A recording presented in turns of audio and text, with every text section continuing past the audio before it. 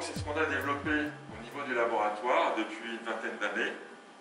On a travaillé sur ce qu'on appelle maintenant une approche moderne de la matière organique, c'est des approches de compartimentation. On va compartimenter la matière organique du sol en compartiments fonctionnels. On va séparer dans la matière organique du sol des compartiments qui ont des fonctions différentes en lien avec ce que je vous ai présenté là en amont. Alors on a différents outils pour faire tout ça.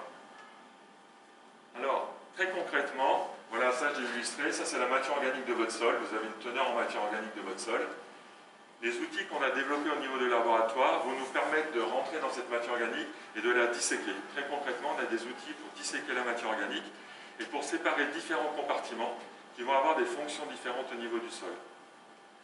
Et donc, au lieu d'estimer uniquement la teneur en matière organique ou éventuellement le C sur N, on va essayer de voir si toutes les fonctions, donc si tous les compartiments sont bien occupés, sont bien équilibrés, et si vous avez de tout, parce qu'il faut de tout pour faire un sol et pour fonctionner un sol. Alors, juste une parenthèse, les outils qu'on a utilisés, on ne les a pas inventés, ils viennent du monde de la recherche. On a simplement, entre guillemets, associé ces outils, simplifié un petit peu le système, et surtout construit un référentiel pour les interpréter. Alors, les outils vont nous permettre de quoi faire? En fait, ils vont nous permettre de séparer dans la matière organique totale une matière organique qu'on dit particulière, une matière organique libre. C'est une matière organique qui est dans les sables, qui est associée au sable. Donc en fait une matière organique assez labile, assez fugitive.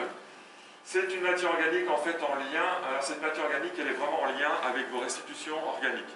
C'est le premier, en gros c'est la porte d'entrée, c'est le sas d'entrée de la matière organique dans le sol. Donc c'est des matières organiques qui sont en cours de transformation, qui viennent du végétal, qui viennent de vos produits organiques, des racines de vos intercultures, etc.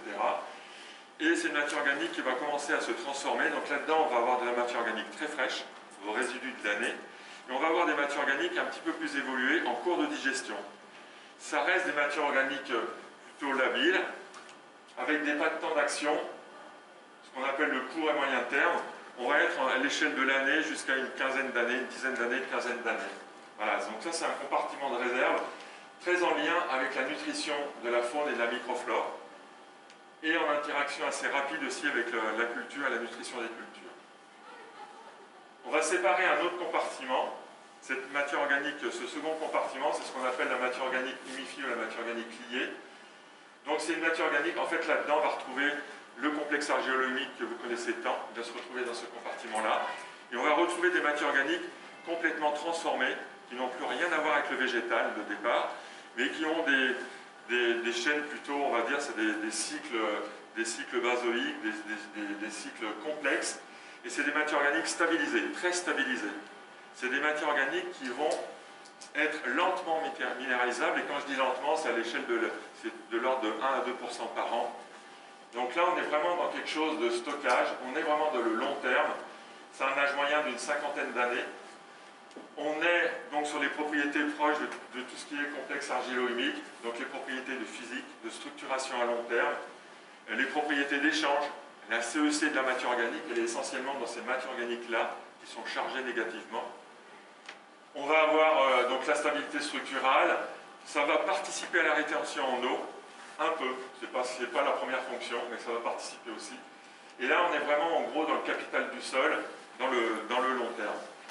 Et puis à côté de ces deux grands compartiments majoritaires, on va retrouver deux autres compartiments plus minoritaires mais très importants. La matière organique vivante, ce qu'on appelle nous dans notre langage de laboratoire la biomasse microbienne. On va extraire la biomasse microbienne qui est en fait les bactéries, les champignons, quelques protozoaires. On va extraire et doser cette biomasse microbienne globale. Donc comme disait Cédric, on travaille là sur nous du carbone microbien.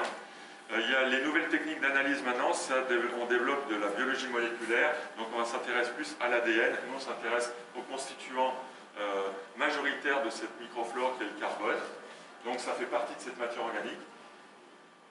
Là on est sur du très court terme, c'est un compartiment qui tourne très très vite, c'est vivant, c'est de l'ordre de l'année et demie, on estime qu'en France c'est à peu près 18 mois son âge moyen, donc c'est quelque chose qui est très très réactif.